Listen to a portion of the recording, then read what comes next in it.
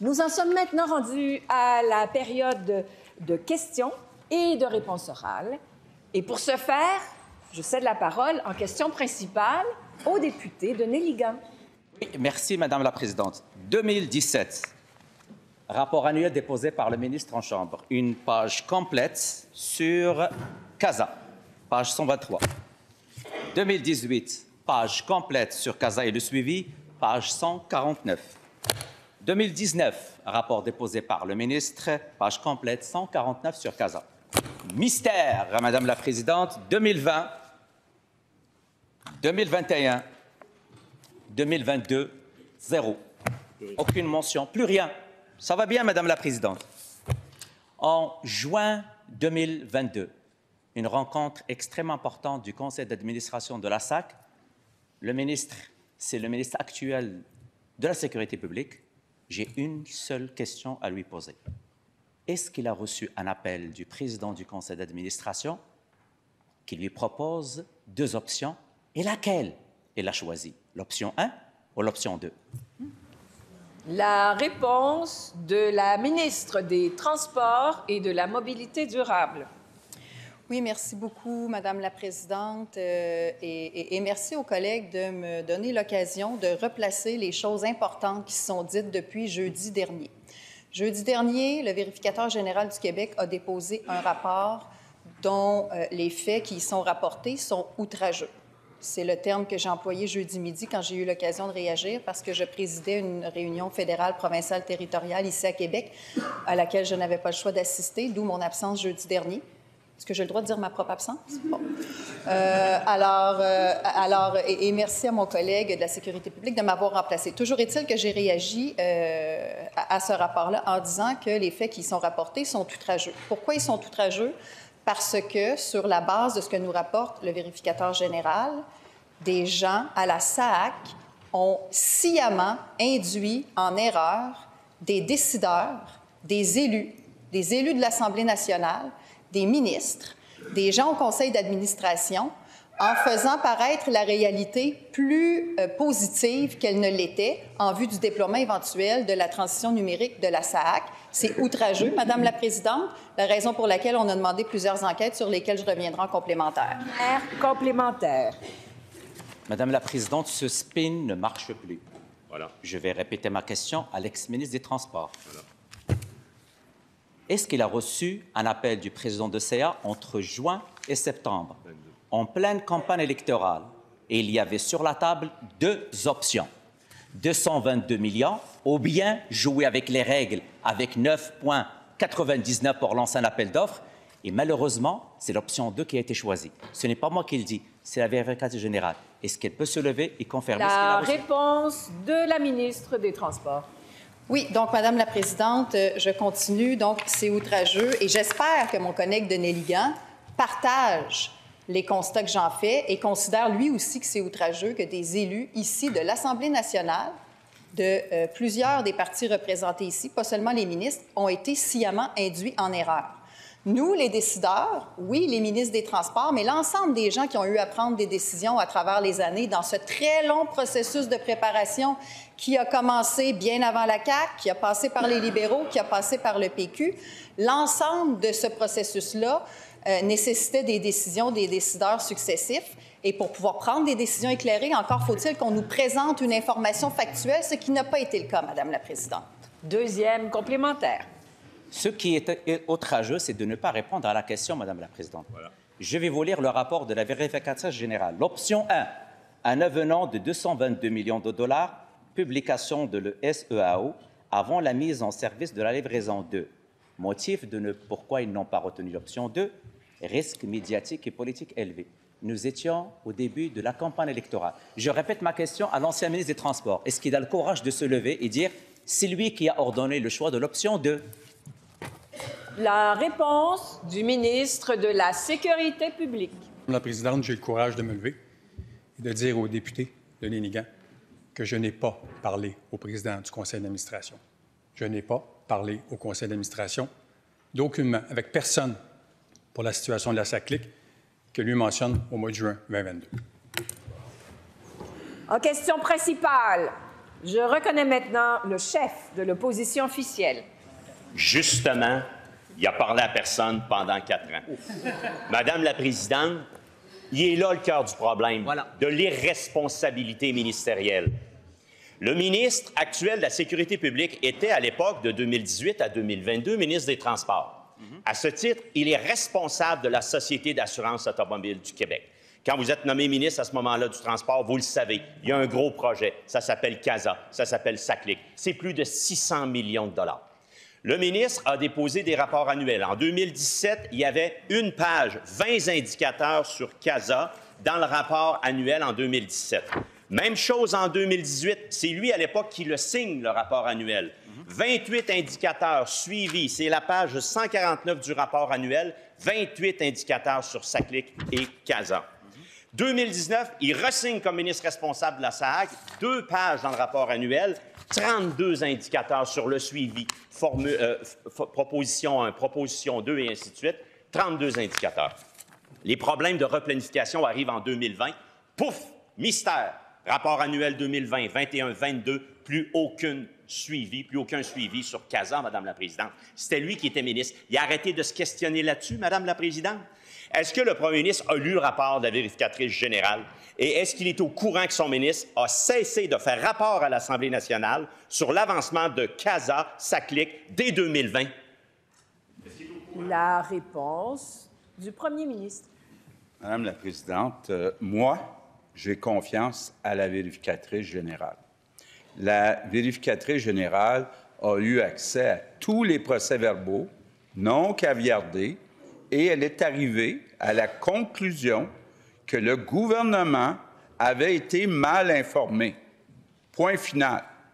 Maintenant, Madame la Présidente, c'est grave ce qui est arrivé.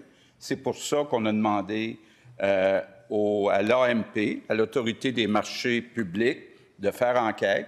Il va aussi y avoir une enquête à l'interne pour savoir ce qui est arrivé. Puis, on a contacté l'UPAC aussi, Madame la Présidente. Donc, on prend ça très au sérieux.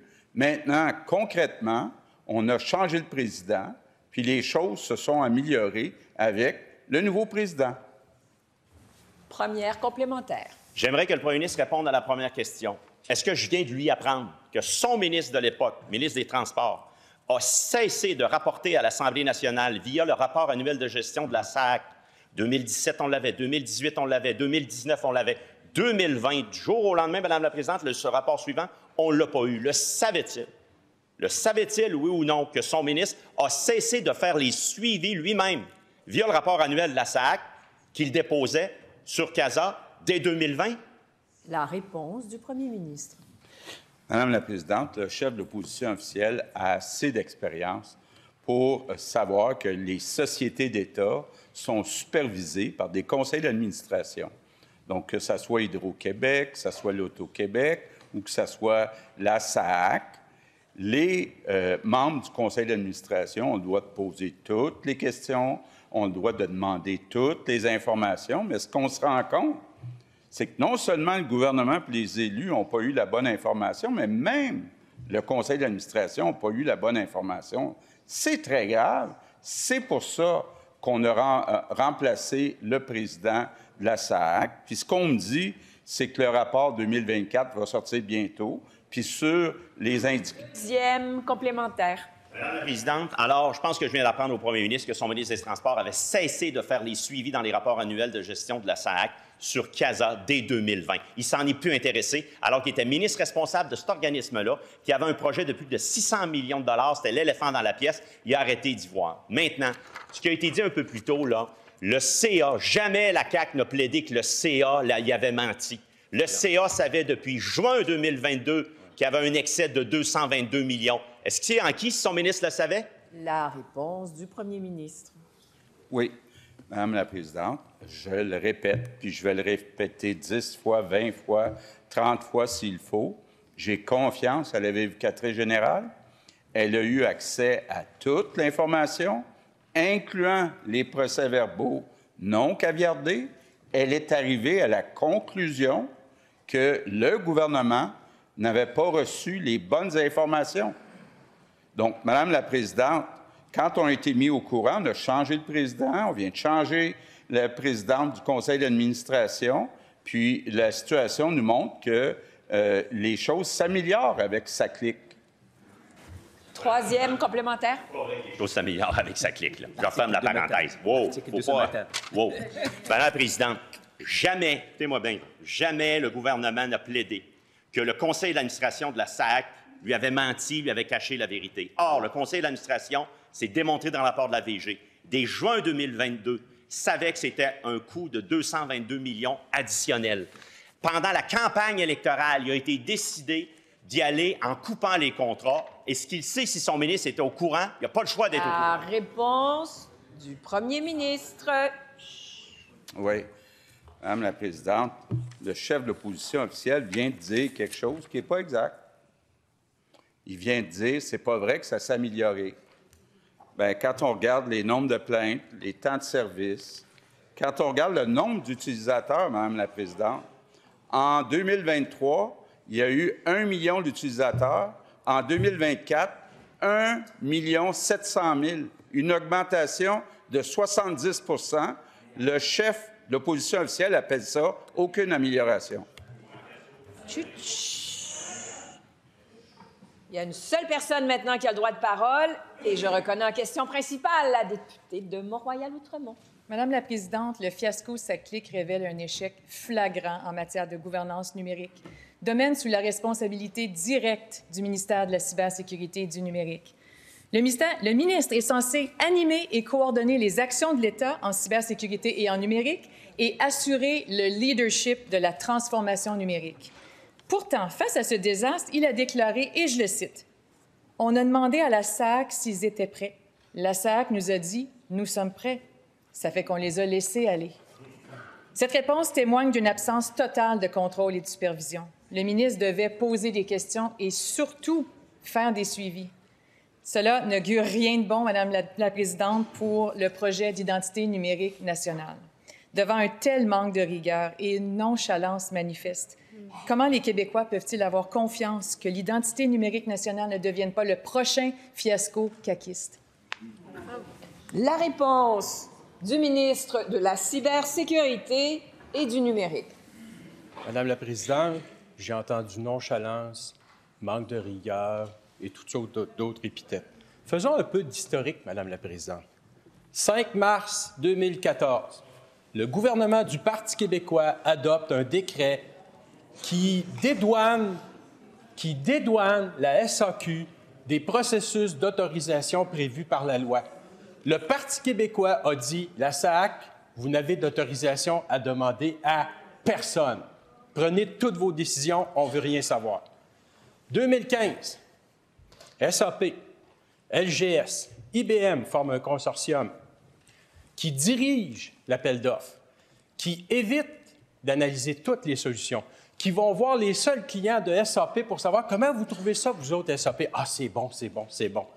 Miracle, SAP remporte l'appel d'offres. Incroyable. 2015, qui est au pouvoir? 2017, la solution ne fait pas la job. On est obligé de faire des personnalisations. Ça veut dire qu'on est obligé de transformer la solution qu'on a adoptée parce qu'elle ne répond pas à nos besoins. Je répondrai à la complémentaire, Madame la présidente. Première complémentaire. Jamais de sa faute. Madame la présidente, le ministre avait le devoir d'exercer une vigilance accrue. Il ne peut ainsi se décharger de sa responsabilité. Il doit suivre de façon stricte et proactive les projets numériques d'envergure. C'est son devoir. Lors de l'étude du projet de loi 82, il a refusé d'apporter des changements à la gouvernance des projets numériques, malgré les recommandations de la VG. Si le passé est garant de l'avenir, les Québécois ont de quoi être inquiets. Avec les projets majeurs en cours, les Québécois ne peuvent se permettre d'avoir un ministre qui est un simple spectateur. La réponse du ministre. Simple spectateur quand on trafiquait l'appel d'offres avec des odeurs de commission Charbonneau. Qui était un simple spectateur quand on a été obligé de personnaliser la solution parce qu'elle ne répondait pas à nos besoins, parce qu'on a trafiqué l'appel d'offres puis on a acheté quelque chose dont on n'avait pas besoin? Qui est un simple spectateur, Madame la présidente, en 2017, avec une sous-estimation des efforts? Parce qu'évidemment, on achète quelque chose qui ne répond pas à nos besoins. Qu'est-ce qu'on fait? Bien, il faut mettre plus de temps, plus d'argent, plus de monde pour modifier la solution. Et là, Toute la planification vient de tomber. Madame la Présidente, ce fiasco-là, l'architecture, là, bien, les responsables sont là, puis ils sont là, Madame la Présidente. Et en 2020, on était prêt avec une solution qui ne fonctionnait pas, qui ne répondait pas aux besoins. Tout ça pourquoi? Parce que les autres ont pas su. Deuxième complémentaire. Chut. Madame la Présidente, ça fait combien d'années qu'il est responsable de la transformation numérique? Madame la Présidente, des centaines de millions de dépassements de coûts que doivent imposer les contribuables québécois. La réponse du ministre, c'est plate, mais c'est pas de ma faute. Est-ce que le ministre comprend l'indignation des Québécois? C'est eux qui font les frais de ces dépassements de coûts, du temps qu'ils ont perdu, temps et énergie à faire la file. Est-ce que je dois relire la loi constitutive du ministre de la cybersécurité et du numérique? Il est le leader. La réponse du ministre. Madame la Présidente, on dirait que la mémoire libérale vient de s'allumer en 2022. Mais 2014, 2015, 2016, 2017, 2018, ça vous dit rien, ça? Non, c'est pas dans les rapports, on n'en parle pas, c'est oublié. Madame la Présidente, ils ont, ce parti-là et ce parti-là, autorisé la SAC à ne pas demander d'autorisation. Ils ont permis un appel d'offres truqué, un appel d'offres dirigé, un appel d'offres. Je vais vous reconnaître, monsieur le leader de l'opposition, et c'était très fort, hein? C'est un ministre du gouvernement qui vient de dire qu'un appel d'offres truqué. C'est là des informations qu'il dépose en chambre. C'est très grave ce qu'il vient de dire, Madame la Présidente. C'est très grave. S'il a des informations entre les mains... Je suis debout, merci. Je suis debout, merci. Monsieur le leader du gouvernement, quel est votre appel au règlement? Présidente, c'est déjà déposé en Chambre. Vous l'avez déposé vous-même. C'est le rapport de la vérificatrice générale. Lisez-le comme il faut. C'est un scandale libéral, encore une fois, Madame la Présidente.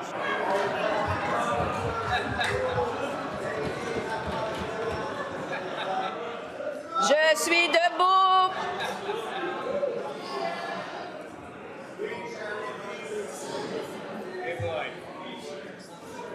Alors, messieurs, dames qui nous écoutez, je vous vois rire en haut. Je suis toujours debout. Vous pouvez vous asseoir, Monsieur le ministre. Alors, on retrouve son calme, on fait attention au décorum, on se respecte et on ne fera pas de période de questions à l'intérieur de la période de questions.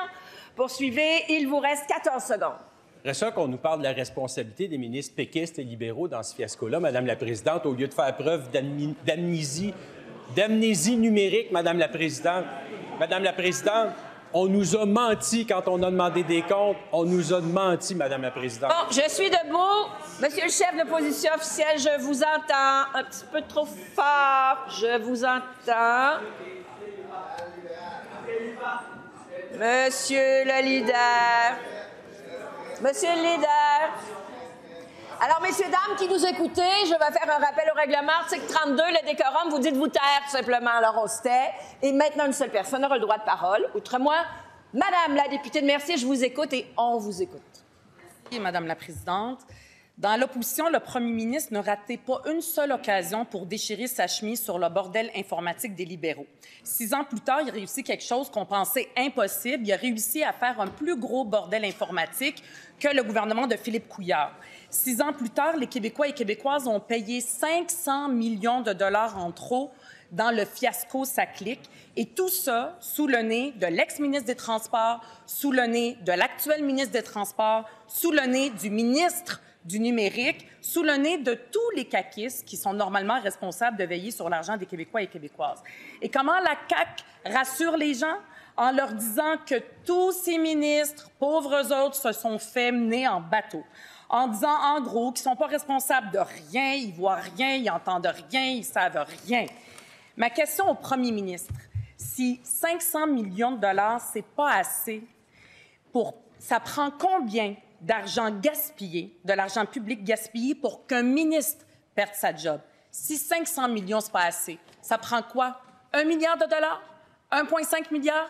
2 milliards? Combien? La réponse du premier ministre. L'actuel député de Pontiac, quand il était ministre des Transports, en 2017, a donné ce contrat de 600 millions, un mauvais contrat qui va nous coûter 1,1 milliard. Donc, qui a donné le contrat? Le député de Pontiac, le gouvernement libéral. Et, Madame la Présidente, à cause d'un décret de Pauline Marois, la SAC n'avait pas l'obligation de tenir compte auprès du gouvernement des dépassements. Donc, Madame la Présidente, les deux coupables là, sont juste des deux côtés de la chef de Québec solidaire, contrat libéral donné par les libéraux, pas de compte-rendu à cause de Pauline Marois puis d'un gouvernement du Parti québécois. C'est ça la vérité, Madame la Présidente. Donc, je suis d'accord avec moi-même quand j'étais dans l'opposition. Il faut continuer de dénoncer la corruption libérale. On garde le silence. Première complémentaire. Comme d'habitude, avec la CAQ, avec le premier ministre, c'est la faute de tout le monde, sauf d'eux autres. Est-ce que c'est la faute des immigrants aussi, le scandale, ça clique? Il l'a pas dit.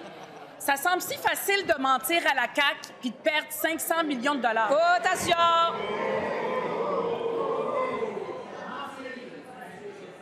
Non, je suis debout, madame. Ce que vous venez de dire est non parlementaire. Je vous demande, monsieur le leader du deuxième groupe d'opposition, je vous reconnais, mais de dire que le gouvernement ment...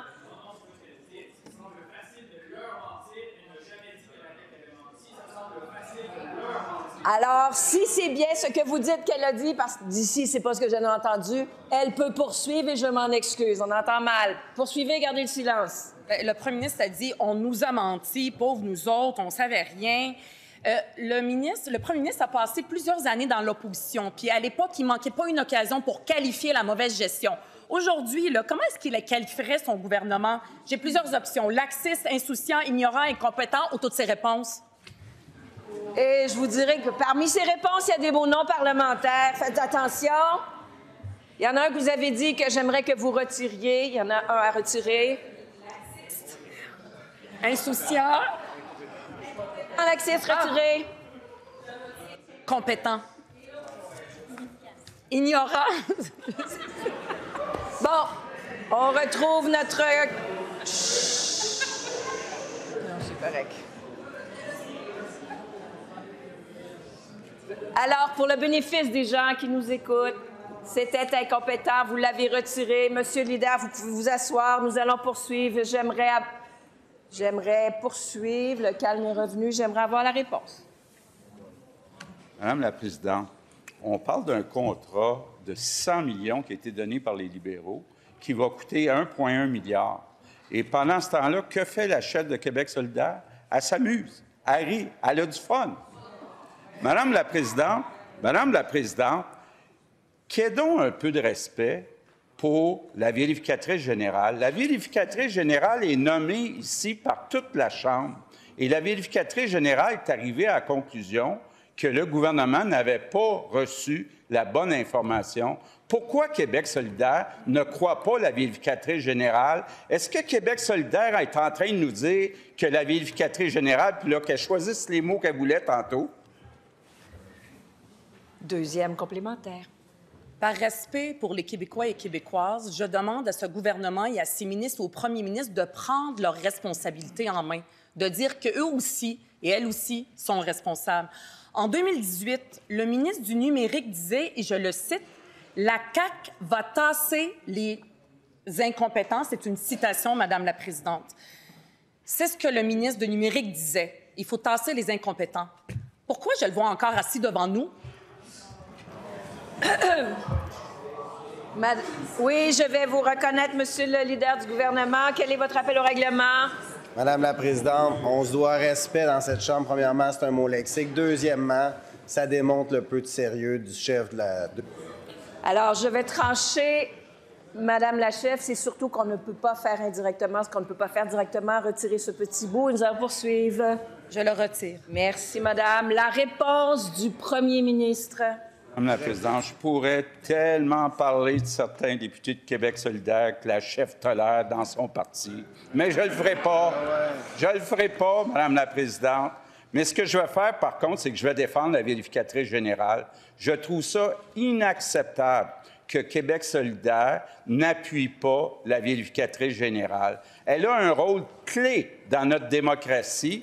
De dire que la vérificatrice générale ne dit pas la vérité, c'est inqualifiable. En question principale, je reconnais...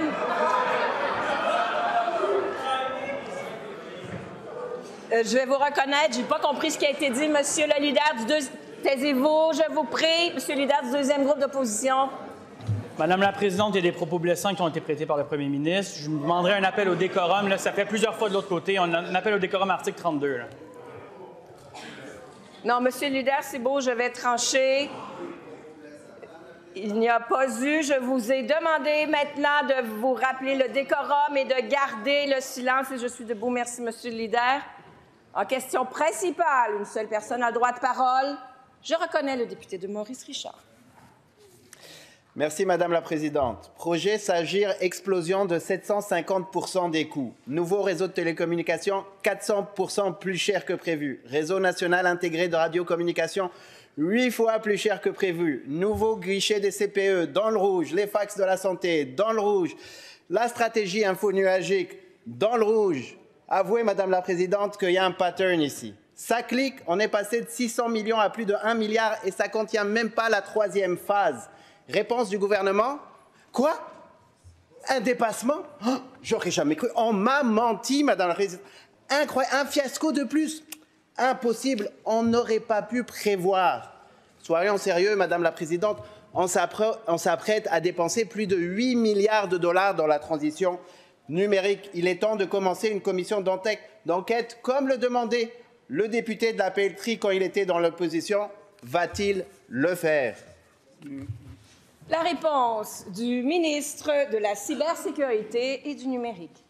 Oui, Madame la Présidente, le député de Maurice Richard fait référence à Sagir, à Renir notamment, et je ne peux pas être plus d'accord avec lui que ça. Ce sont des projets qui ont en commun avec sa clique 3 choses. Premièrement, il y a eu une mauvaise planification à la genèse du projet. Deuxièmement, il y a eu un mauvais choix technologique à la genèse du projet. Et troisièmement, ce sont des projets qui ont été gérés par les libéraux, ce qui n'aide pas la situation. Alors, Madame la Présidente, dans le cas de sa clique, ce que je ne comprends pas, c'est qu'il semble y avoir une amnésie collective de l'autre côté de la Chambre sur des pans importants du rapport de la vérificatrice générale. La vérificatrice générale nous rappelle qu'il y a eu un décret du gouvernement du Parti québécois qui exemptait la SAAC des autorisations nécessaires prévues par la loi. La SAAC n'avait pas d'autorisation à demander. J'écoutais la chef du deuxième groupe d'opposition tout à l'heure, puis ça n'a pas l'air à la préoccuper outre mesure. Il y avait un consortium d'entreprises privées, pourtant d'habitude, Québec solidaire ne traite pas tellement sur le privé, qui a orienté l'appel d'offres et qui a amené un mauvais choix d'une mauvaise solution, Madame la Présidente. Première complémentaire. Figurez-vous, Madame la Présidente, que je suis d'accord avec Monsieur le député de la Pelletrie. Ça n'a pas commencé avec la CAQ. Ça fait 10 ans que ou bien on a des dépassements de coûts, ou on a des dépassements dans le temps, ou les deux. Et le projet d'infonuagique qu'il a démarré, où il a promis 100 millions de revenus annuels, ne rapporte même pas 1 pièce par année jusqu'à présent. Qu'il commence cette commission et qu'on a envie de gâcher les 8 milliards qu'il s'apprête à dépenser parce qu'il n'a pas ce qu'il faut pour réussir. Il est clair qu'il n'a pas ce qu'il faut pour réussir. Rentrons au bout. La réponse du ministre. Oui, je continue, Madame la Présidente, parce qu'on se rapproche, le député de Maurice Richard et moi, et je dois dire que je trouve ça inquiétant. Mais bref, Madame la Présidente, un mauvais choix technologique amène des complications importantes. Même chose que dans Sagir, on a personnalisé. Ce que ça veut dire, c'est qu'on achète une solution et on est obligé de la modifier parce qu'elle ne répond pas à nos besoins. Et ça, Madame la Présidente, ça veut dire des efforts supplémentaires, des coûts supplémentaires, des ressources humaines supplémentaires, des ressources matérielles supplémentaires. Alors oui, quand on a demandé des comptes à la SAAC, que ce soit en 2020, que ce soit en 2022, les rapports qui nous étaient présentés étaient faux. Ce qu'on nous disait, c'était des mensonges. Deuxième complémentaire. Imaginez, Madame la Présidente, quelqu'un qui commande, ça fait 10 ans qu'il commande des projets, ça fait 10 ans qu'il est hors coût, hors délai. 10 ans plus tard, il reçoit un rapport qui lui dit « Tout va bien, tout est dans le vert ». Et il fait quoi? Il dit « Ah bah oui, tout va bien. Ça fait 10 ans que ça va mal, mais tout va bien ». Il ne va même pas sur le chantier vérifier. Il aurait vu à quel point tout va mal sur le chantier. Pourquoi ne démarre-t-il pas une commission d'enquête sur la transformation numérique et aller au fond des choses? Qu'il la démarre ou qu'il démissionne?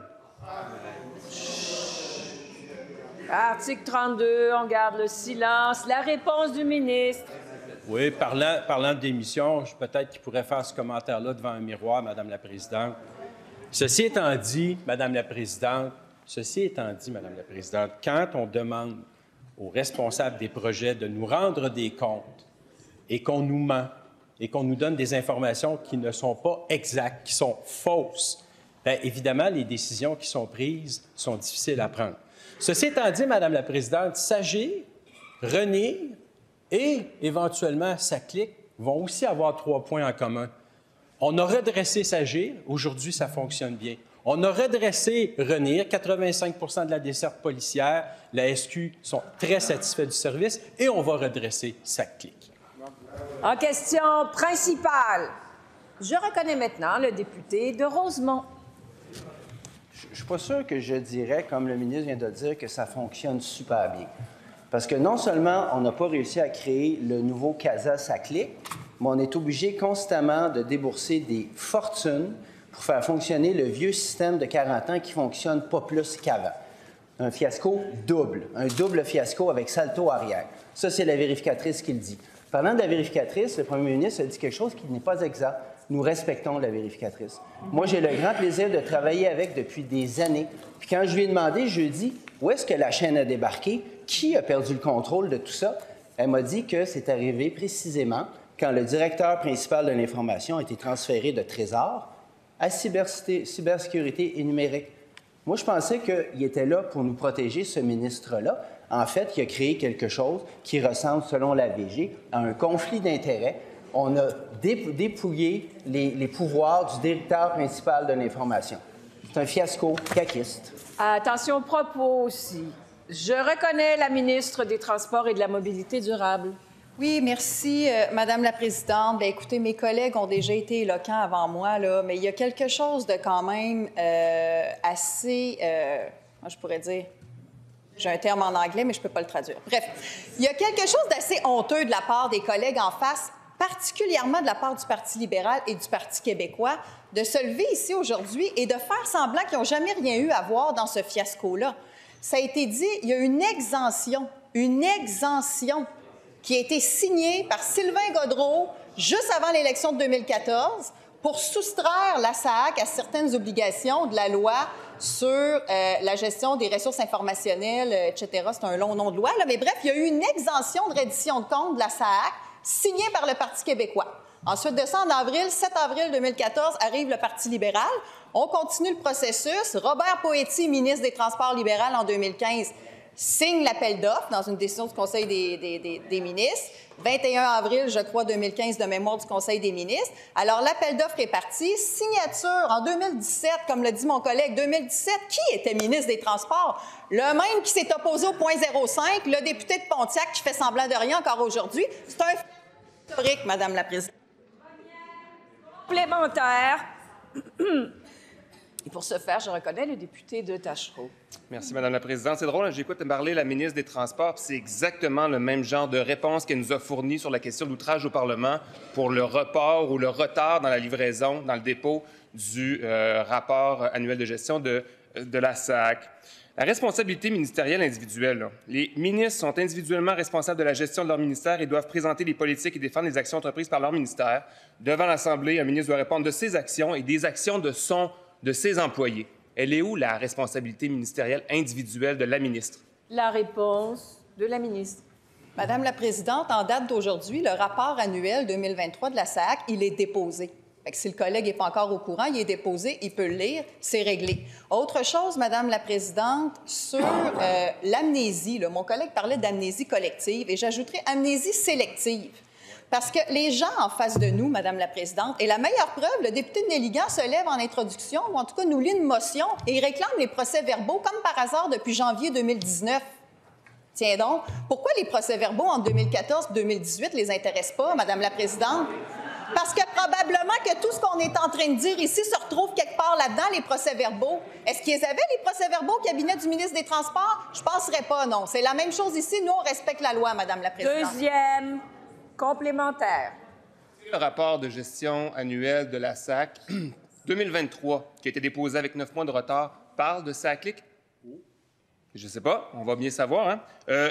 L'autre chose aussi que j'aimerais ramener, là, c'est qu'un ministre ou une ministre pourrait être forcé de démissionner en raison de cas importants de mauvaise gestion.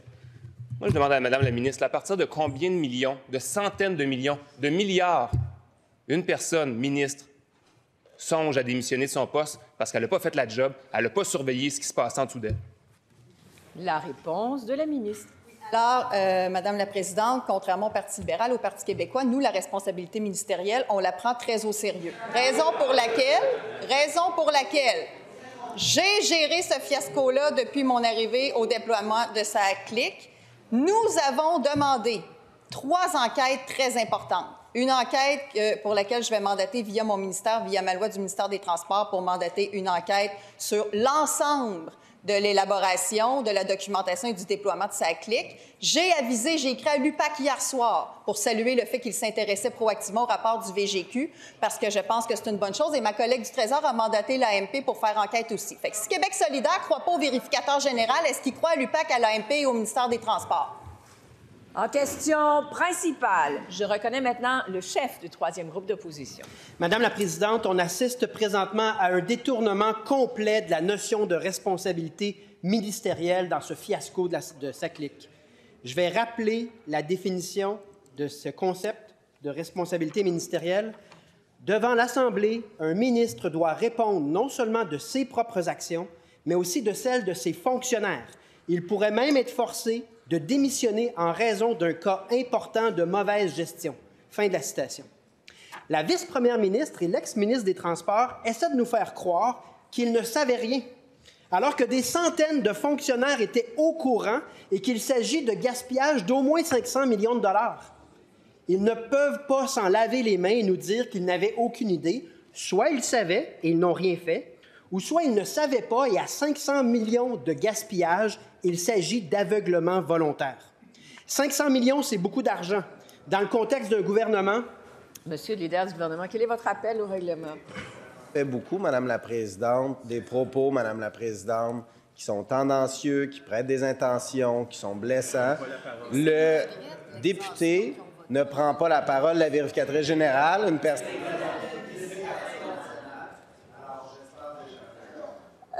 Monsieur le député de Matapédia, par souci d'équité, je vais vous écouter, je vais trancher.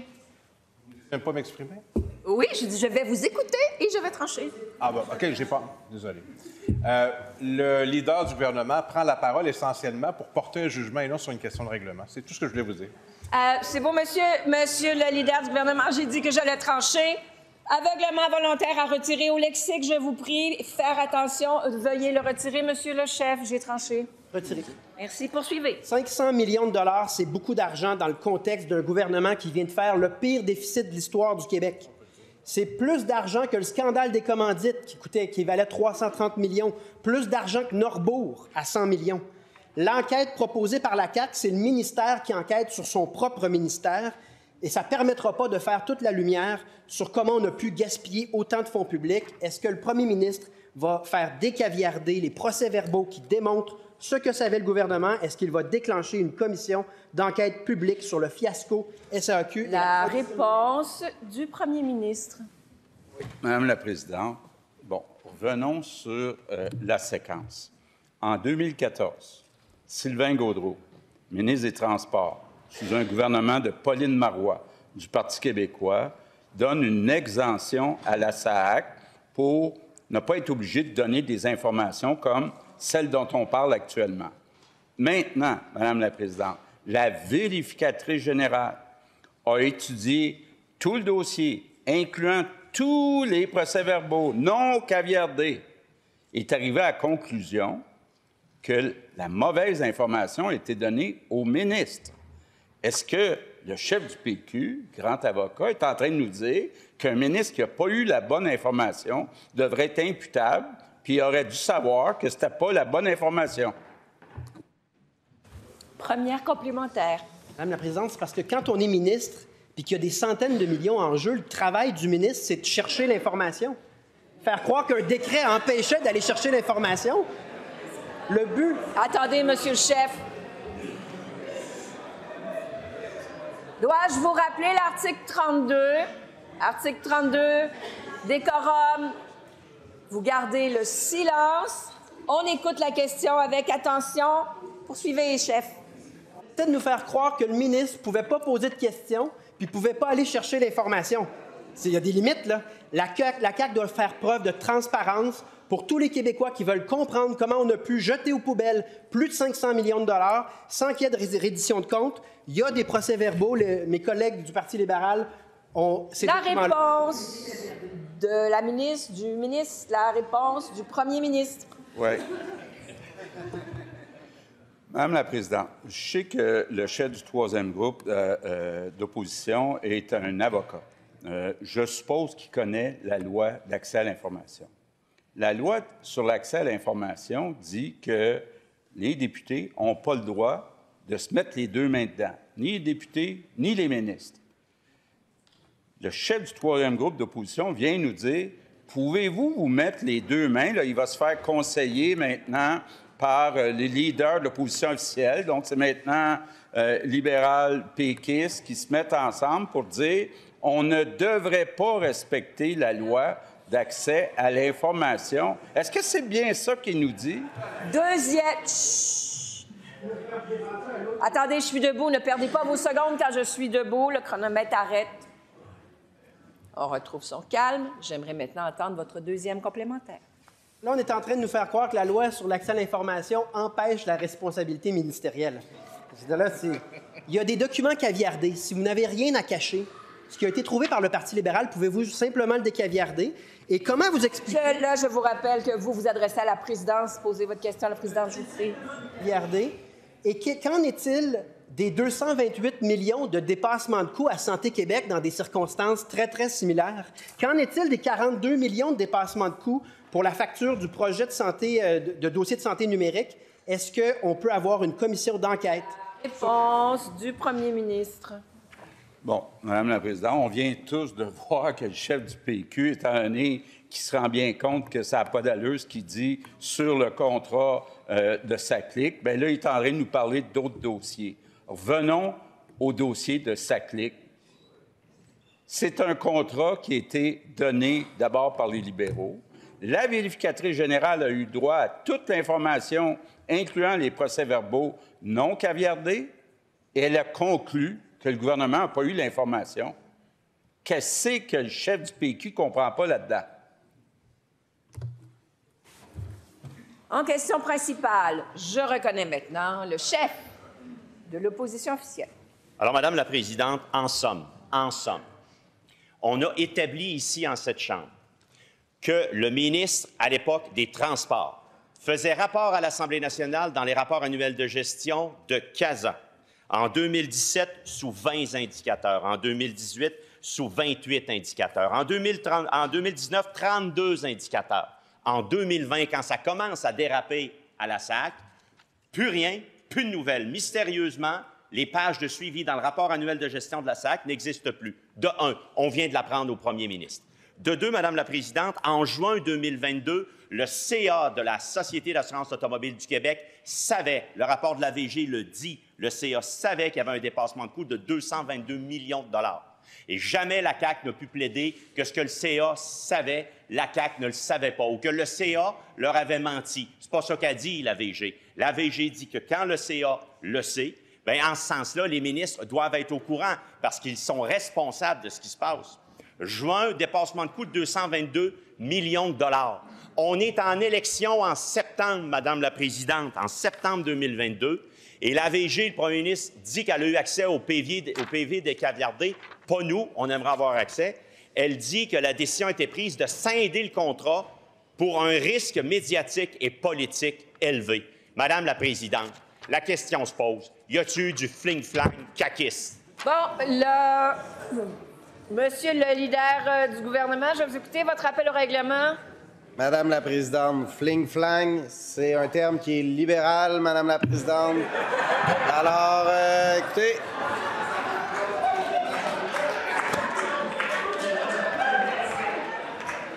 Je suis debout. J'aurais cru que vous auriez dit qu'il s'agit d'un thermolexique. Cela dit, c'est un thermolexique. Je vous demande de le retirer. On se tait, retirer. Fling-flang. Voilà, c'est... On arrête ça là. J'aimerais maintenant qu'on retrouve notre calme et avoir... Chut. C'est pas bon pour personne. La réponse du premier ministre. Oui. Madame la Présidente, on parle d'un mauvais contrat signé par le gouvernement libéral. On parle d'un mauvais contrat qui va nous coûter 500 millions de plus que le montant qui était prévu par le gouvernement libéral. Maintenant, Madame la Présidente, la vérificatrice générale a tout étudié, incluant les procès-verbaux non caviardés. Elle a conclu que le gouvernement de la CAQ a été mal informé. OK? Maintenant, on demande à l'Autorité des marchés publics de faire une enquête, elle aussi. Est-ce que le Parti libéral, qui n'a pas confiance à la VG, a au moins confiance à l'AMP? Cela met fin à la période de questions et de réponses orales. Pardon? Je vais vous écouter, Monsieur le leader de l'opposition officielle. Allez-y. Quel est votre rappel au règlement? Moi, je sentais comprendre que le premier ministre avait terminé, mais je vais vous écouter. Madame la Présidente, c'est qu'il impute des motifs au chef de l'opposition officielle depuis le début sur des faussetés. La vérificatrice générale n'a pas dit... Alors, je suis debout. Merci, Monsieur le leader du gouvernement. Cela fera. Je pense que nous avons, de part et d'autre, induit suffisamment de choses aujourd'hui pour nous recueillir et mettre fin à cette période de questions et revenir plus serein demain. Alors, cela met fin à la période de questions et de réponses orales.